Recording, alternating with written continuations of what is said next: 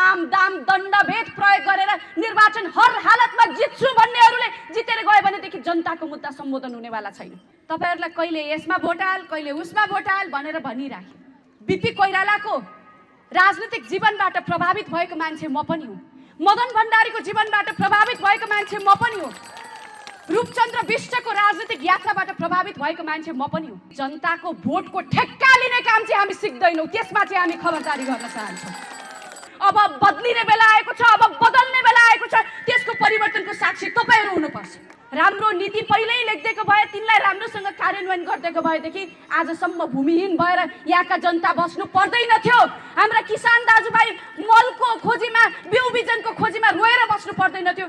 माइली चोकको कार्यक्रममा उपस्थित हुनुभएका आदरणीय आमा बुवा दाजुभाइ तथा दिदी बहिनीहरुमा मेरो हार्दिक नमस्कार। जय घण्टी। निर्वाचन एकदमै धेरै नजिकै आइसकेको छ। तपाईहरु यो चोटि त हामी परिवर्तन गरेरै छोड्ने हो भनेर परिवर्तनको उत्साह बोकेर तपाईहरु आजको यो सभामा आउनु भएको छ। म यहाँहरु सम्पूर्णलाई देखेर अत्यन्तै धेरै कृतज्ञता व्यक्त गर्न चाहन्छु। किनभने यो देश परिवर्तन गर्ने भनेको एउटा नेताले आँटेर मात्रै हुँदैन। एउटा नेताले म यो देश हाँक्छु भन्दै गर्दा साथ दिने जनता पनि हुनुपर्छ। नेतृत्वले आँट्दा साथ दिने जनता पनि भयो भने देश परिवर्तन हुने हो। र आजको यो सभाले यो माइली चोक तपाईहरु सम्पूर्णको उपस्थितिले के भन्दछ भने तपाईहरु अब चितवन क्षेत्र नम्बर 3 को परिवर्तनको लागि परिवर्तनको साक्षी हुनको लागि तयार भएर आउनु भएको छ। यहाँहरु सम्पूर्णलाई धन्यवाद छ। मैले यहाँहरुसँग धेरै कुरा गर्न चाहन्न। यो गएको 30-35 वर्षको राजनीतिक इतिहास नेपालको आधुनिक राजनीतिक इतिहास र यो समयमा जे जति परिवर्तनका अपेक्षाहरू हामीले गरेका थियौं, हामीले चाहेको जस्तो परिवर्तनहरू यी राजनीतिक परिवर्तनहरू त भए, तर ती राजनीतिक परिवर्तनहरूले जनताको अवस्था सुधार गर्न सकेको हामीले महसुस गरेका छैनौं। आज पनि नेपाली नागरिकहरूले दैनिक आधारभूत आवश्यकताको लागि सरकारसँग हामीलाई नागरिकहरूलाई हेरेन सरकारले भनेर गुनासो गर्नुपर्ने स्थिति छ, कायमै छ।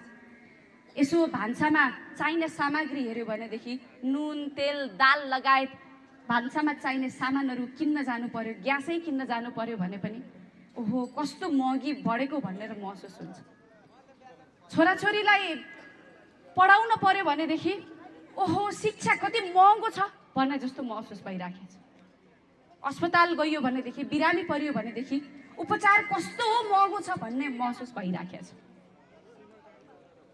अनि यसो काम हेर्यो, हामीलाई आय आर्जन हुने क्षेत्रहरू हेर्यो भनेदेखि अधिकांश चितवन क्षेत्र नम्बर 3 मा आदरणीय महानुभावहरू तपाईहरु कृषि पेशामा आबद्ध हुनुहुन्छ। त्यो कृषि पेशाबाट बिउ बिजन सस्तोमा पाइराखेका छैन अनि उत्पादन पनि गरेको राम्रो मूल्य पाइराखेका छैन। सिंचाइको समस्या त्यत्तिकै छ, मलको समस्या त्यत्तिकै छ। यसो हेर्दाखेरि आज हामीले जे भोगेका छौं, हाम्रो आय स्रोत के छ र हाम्रो खर्च कति छ भनेर हामीले तुलना गरेर हेर्यौं भनेदेखि आजको हाम्रो देशको अर्थतन्त्र, हामी अधिकांश नागरिकहरूको जीवन, अधिकांश नेपालीहरूको जीवन कसरी चलिरहेको छ हामी अनुमान लगाउन सक्छौं। जे तपाईले भोगिरहनु भएको छ त्यो मेरो पनि घरको कहानी हो। जे आज यो वडामा भोगिरहनु भएको छ अर्को वडाको पनि कहानी हो। जे चितवनले भोगिरहेको छ त्यो दार्चुलाको पनि पीडा हो। होला आय स्रोतमा तलमाथि होला, भूगोल अनुसारका आफ्ना आफ्ना किसिमका कुराहरू होला, तर यो देशका आम नागरिकहरूले भोग्ने पीडा चाहिँ समान नै छ। गएको 30-35 वर्षको इतिहासमा राजनीतिक परिवर्तन जे जति भए पनि ती राजनीतिक उपलब्धिहरूले नेपाली जनताको घाउमा मलम लगाउन सकेको स्थिति बनेन। त्यसकारणले यसपटक हामी राजनीतिको मूललाई सफा गर्नुपर्छ भन्ने उद्देश्य बोकेर राष्ट्रिय राजनीतिमा आएका छौं। म कानुनको विद्यार्थी हुँ। यदि यो देशमा सबै कुरा ठिकठाक भइदिराखे भएदेखि म यसरी राजनीतिमा आइरहन पर्दैन थियो। राजनीति गर्नेहरूले नै राम्रो राजनीति गरिराखे भए म राजनीतिमा आइरहन पर्दैन थियो। हाम्रो प्रधानमन्त्रीको उम्मेदवार उहाँ इन्जिनियर हुनुहुन्छ, बालेन्द्र शाह। उहाँ यदि देशको राजनीति सबै ठिकठाक भइदिराखे भए इन्जिनियर नै ठेक हुनुहुन्थ्यो। अहिले भर्खर बोलेर जानुहुने हाम्रो राजन गौतमजी हाम्रो पार्टीका नेता हुनुहुन्छ, केन्द्रीय सदस्य हुनुहुन्छ। उहाँ यो चितवनको उद्योगी व्यवसायी हुनुहुन्छ। यदि यो देशमा सबै कुरा ठिकठाक भइदिराखेका भएदेखि उहाँ उद्योग व्यवसायमै म आफ्नो काम गर्छु कर्म गर्छु भनेर ठिक हुनुहुन्थ्यो। तर यो देशमा केही पनि कुरा ठिक नभएको कारणले अब राजनीतिको मूल सफा गर्नुपर्छ भनेर हामी राजनीतिमा आएका छौँ। यो समाजमा तपाईँ हामीले देखेका छौँ हिजोको दिनमा जनताहरूलाई सधैँभरि एउटा नेतृत्वले जनताहरूलाई ठेक्का लिए जसरी, जनताको मतलाई ठेक्का लिए जसरी तपाईहरूलाई कहिले यसमा भोट हाल कहिले उसमा भोट हाल भनेर भनिराख्यो। आमाले ठ्याक्कै भन्नुभयो, कहिले यसमा भोट लगाऊ कहिले उसमा भोट लगाऊ भनेर भनिराख्यो। हिजोको दिनमा गठबन्धनको नाममा तपाईहरूलाई खुल्लम खुल्ला यसमा भोट लगाऊ यसमा भोट लगाऊ भनेर भनिराख्यो। अब आज अहिले के गर्दैछन्? जनताले प्रश्न गरे, खबरदारी गरे, हाम्रो विचारमाथि तिमीहरूले ठेक्का लिने, हाम्रो विचारलाई ठेक्का लिने, त्यो खबरदारी गर्दछौँ, त्यो गर्न पाइँदैन भनिसकेपछि आज बन्द कोठामा ठेक्का हुँदैछ अरे, तपाईँहरूको ठेक्का लाइँदैछ अरे। पार्टीका आन्तरिक तहहरूमा सूचना दिँदै तपाईँहरूका घर आँगनमा आउँदैछन् अरे।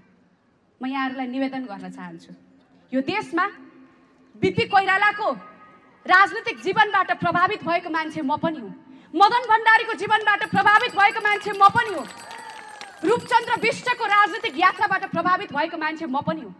यो देशमा विगतका हाम्रा दिग्गज राजनीतिज्ञहरूबाट सिक्नुपर्ने कुराहरू धेरै छ, तर यसरी जनताको भोटको ठेक्का लिने काम चाहिँ हामी सिक्दैनौँ। त्यसमा चाहिँ हामी खबरदारी गर्न चाहन्छौँ। त्यसकारणले म आग्रह गर्न चाहन्छु यहाँहरूलाई, अहिले कताकति सुनिन्छ सके यसमा भोट हाल नसके उसमा भोट हाल। राष्ट्रिय राजनीतिमा देश बनाउँछु भनेर गएकाहरूले, त्यो ठेक्का लिएकाहरूले देश नबनाएका कारणले आज जनताको भोटको ठेक्का लिने प्रयत्न गरिरहेका छन्। तिनलाई खबरदारी गर्नुपर्ने दिन आएको छ। म यहाँलाई आग्रह गर्न चाहन्छु, यो देशमा यदि सबै कुरा ठिकठाक भइदिरहेको छ भने मैले धेरै थोक भनिरहनु परेन, तिनै कुराहरूलाई राम्रो छ भनेर मैले पनि हिँड्दौला। तर यदि यो देशमा केही कुरा ठिक भइरहेको छैन भने अब बदलिने बेला आएको छ, अब बदल्ने बेला आएको छ। त्यसको परिवर्तनको साक्षी तपाईँहरू हुनुपर्छ। अब यो पटक पनि हामीले बदलेनौँ भनेदेखि भविष्यमा कहिले पनि हामीले बदल्न सक्ने छैनौँ, किनभने यो देशमा अहिले परिवर्तनको जुन लहर चलेको छ, हाम्रा बेचिएका युवाहरू, विदेश धकेलिएका युवाहरू आज विदेशमा बसेर पनि देश परिवर्तन हुनुपर्छ भनेर आवाज उठाइरहनु भएको छ। हिजोका दिनमा हाम्रा युवाहरूले रोजगारी माग्नुभयो, यो देशमा सेवा सुविस्ता माग्नुभयो। हाम्रो यो देशका नेतृत्वहरूले हाम्रा युवाहरूलाई विदेशको बाटो देखाइदिनु भयो। अब विदेशमा भएका हाम्रा युवाहरूले पनि त्यहीँबाट जवाब दिनुपर्छ। हामीलाई यसरी देशबाट लखेटिएकाहरूलाई अब हामीले मतपत्रबाट जवाब दिनुपर्छ भनेर भनिरहनु भएको छ, घर घरमा भनिरहनु भएको छ। आज हरेक घरमा सन्देश पठाइरहनु भएको छ। तपाईँहरू सम्पूर्णलाई म यति आग्रह गर्न चाहन्छु, यो पटक हामी परिवर्तनको पक्षमा उभिएर देशलाई ऐतिहासिक युगमा हामीले लैजानु पर्नेछ। यो आउन लागेको निर्वाचन युग परिवर्तनको निर्वाचन हो। एउटा नीतिले युगौँ युगसम्म धान्न सक्छ, युगौँ युगसम्म नेपाली जनताको पीडालाई सम्बोधन गर्न सक्छ। सधैँभरि तपाईँहरूलाई बाचा बाँडेर जानेहरूलाई तपाईँहरूले जवाफ दिनुपर्छ। राम्रो नीति उबेलै लेखिदिएको भए आजसम्म हामीले दुःख पाउनु पर्दैन थियो नि। राम्रो नीति पहिल्यै लेखिदिएको भए, तिनलाई राम्रोसँग कार्यान्वयन गरिदिएको भएदेखि आजसम्म भूमिहीन भएर यहाँका जनता बस्नु पर्दैन थियो। हाम्रा किसान दाजुभाइ मलको खोजीमा, बिउ बिजनको खोजीमा रोएर बस्नु पर्दैन थियो। आफ्नो उब्जनी मूल्य पाइएन भनेर रोएर बस्नु पर्दैन थियो। त्यसकारणले यहाँ तपाईँहरूले भोग्नुभएका समस्या पीडाहरू थुप्रो छन्। ती पीडाहरूलाई अब सम्बोधन गर्ने बेला आएको छ। देश बनाउने भन्ने कुरा जादुको छडी जस्तो एकै चुड्कीमा त नहोला, तर अबको 5 वर्षमा राष्ट्रिय स्वतन्त्र पार्टीले नीति निर्माण गरेर, सरकार निर्माण गरेर नेपाली जनतालाई यस्तो मुद्दा सम्बोधन गरेर देखाउनेछ कि सम्पूर्ण नागरिकहरूलाई यो विश्वास हुनेछ देश अब बन्दैछ भनेर विश्वास हुनेछ, र विदेशीका युवाहरू पनि अब हाम्रै देश बनाउनको लागि फर्किनेछौँ भनेर विश्वास हुनेछ। आज अधिकांश युवा पुस्ताहरू हेर्नुहोस्, हाम्रा युवा पुस्ताहरू विदेशको खाडीमा गएर हाटछाला गरेर नङ गोटेर नङ खियाएर कमाएको रेमिट्यान्सले आजको देशको अर्थतन्त्र धान्दिराखेको छ। तर त्यो यत्तिकै आएको छैन। दिनौँ जसो हाम्रा नेपाली दाजुभाइहरूको लास बाकसमा फर्किरहेको छ। यो देश यसरी चलिरहेको छ। हाम्रा युवा पुस्ताहरूको शरीर, जीवन, जोवन शक्ति सबै कुरा विदेशी भूमिमा पोखिरहेको छ। आज यसो हेर्यो भनेदेखि हाम्रो देशलाई विदेशमा युवा पुस्ताहरू पठाउने देशको रूपमा परिचय स्थापित हुनको लागि त्यसरी प्रयत्न भइराखेको छ।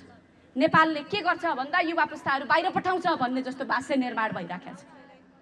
अब नेपाली युवा पुस्ताहरू बाहिर पठाउने होइन, जुन देशमा युवा पुस्ताहरू अर्काको देशमा श्रम गर्न जान्छन् र आफ्नो देश रित्तो बनेर बस्छ, त्यो देश सधैँभरि यसै गरी खोक्रो रहिरहन्छ। अहिले हाम्रा बुवा आमाहरूलाई यसो हेऱ्यौँ भने हाम्रो घर घरको कहानी हो। छोराछोरी विदेशी रहनु भएको छ, कसैले नाति नातिना छोडेर जानुभएको छ, बुढाबुढी एक्लै बुवा आमाले सम्हाल्नु परेको स्थिति छ। यो घर घरको कहानी बनिरहेको छ। र हाम्रा छोराछोरी पनि हेर्नुहोस्, जसले यहाँ हजुरबा हजुरआमालाई छोडेर जानुभएको छ, परिवारको सदस्यले हेर्नु त भएको छ, तर बिस्तारै हाम्रा घरका हरेक सदस्यहरू आज एक्लोपनमा बाँचिरहेको स्थिति बन्दैछ। तातो पानी तताएर खान दिने, घरमा रमाइलो गर्ने, परिवार सदस्यहरू एक आपसमा बाँच्ने, यो किसिमको वातावरण भइराखेको छैन। यी सबै कुराहरूलाई अब चिर्ने बेला आएको छ। अब हाम्रो समाजलाई जोड्ने बेला आएको छ। त्यसको लागि तपाईहरुलाई म यति आग्रह गर्न चाहन्छु, यो अब हुन लागिरहेको निर्वाचन भनेको देशको भविष्य लेख्ने निर्वाचन हो। विगतमा पनि धेरै निर्वाचन भयो होलान्, भोलि पनि धेरै निर्वाचन आउलान्, तर यस पटकको निर्वाचनमा यदि परिवर्तन गर्न सकिएन भने हामी फेरि पनि कहिल्यै पनि परिवर्तन गर्न नसक्ने बिन्दुमा धकेलिन्छौँ। त्यसकारणले यो युग परिवर्तन गर्ने निर्वाचनमा सम्पूर्ण तपाईहरु युग परिवर्तनको पक्षमा उभिनको लागि म आग्रह गर्न चाहन्छु। दुईटा मतपत्र आउँछ, दुईटै मतपत्रमा घण्टी चुनाव चिन्हमा अत्याधिक बहुमत दिलाएर तपाईहरुले राष्ट्रिय स्वतन्त्र पार्टीको सरकार निर्माण गर्नको लागि यो पटक तपाईहरुले काम गर्नुपर्छ। यदि यो निर्वाचन व्यक्तिगत लडाई हो, कुनै एउटा नेताको निर्वाचित हुने मात्रै विषय हो, प्रतिष्ठाको मात्रै विषय हो भनेदेखि साम दाम दण्डभेद प्रयोग गरेर निर्वाचन हर हालतमा जित्छु भन्नेहरूले जितेर गए भनेदेखि जनताको मुद्दा सम्बोधन हुनेवाला छैन। तर यदि यो निर्वाचन जनताको निर्वाचन हो, युग परिवर्तनको निर्वाचन हो, यो पटक हामीले परिवर्तन गरेरै छोड्छौँ भन्ने हर नेपाली जनताको आकांक्षा भएको निर्वाचन हो भनेदेखि हरेक घर घरबाट अब जाग्नुपर्ने बेला आएको छ। म आजको यो सभामा आउँदै गर्दा कति यो सभामा आउन भ्याउनु भयो, कतिले मोबाइलबाट हेर्दै हुनु होला, कतिले हेर्नै पाउनु भएको छैन होला, कति बारीमा तोरी उखोल्दै हुनुहुन्छ होला, कति केही काम गर्दै हुनुहुन्छ होला। मैले सके जति त म मेरा कुरा पुर्याउँदैछु, तर मैले कुरा पुर्याउन नसकेका ठाउँमा पनि तपाईहरुले जागेर अब कुरा पुर्याउनु पर्छ। हरेक ठाउँ गाउँ ठाउँमा गएर तपाईहरुले भन्नुपर्छ, अनि मात्र यो निर्वाचन जनताको निर्वाचन हुन्छ, अनि मात्र यो निर्वाचन परिवर्तनको निर्वाचन हुन्छ। निर्वाचनलाई स्वच्छ, पारदर्शी र जनतालाई मन जितेर जाने किसिमको निर्वाचनको रूपमा लिइयो भनेदेखि देश बन्छ। तर जनतालाई यसरी ठेक्का लगाएर, जनताको भोटको ठेक्का लगाएर तपाईहरुको मतको ठेक्का कसैले लिइराखेको छ भनेदेखि चाहिँ परिवर्तन हुँदैन। त्यसकारणले म धेरै ठाउँमा पुग्नु पर्नेछ। म यहाँहरूलाई यति मात्रै आग्रह गर्न चाहन्छु, दुईटा निर्वाचन, दुईटैमा ड्याङ ड्याङ मतपत्रमा घण्टी चुनाव चिन्हमा मत हालेर यस पटक परिवर्तन गर्ने हो, त्यो लक्ष्यका साथ तपाईहरु अगाडि बढ्नुहुनको लागि म आग्रह गर्न चाहन्छु। अरु धेरै ठाउँमा पुग्नु पर्नेछ, धेरै चितवनका ठाउँहरुमा यहाँ पनि हाम्रो उम्मेदवार आइदिए हुन्थ्यो, हाम्रो पनि कुरा राख्न पाए हुन्थ्यो भन्ने कुरा उहाँहरूले गर्नु भएको छ। ती ठाउँहरुमा म पुग्नु पर्नेछ। यो ठाउँ तपाईहरुले सम्हाल्नुहोस्, त्यो ठाउँमा म पुग्दछु। यति भन्दै म मेरा भनाइहरु यही टुङ्ग्याउँछु। हवस् त, नमस्कार, जय घण्टी।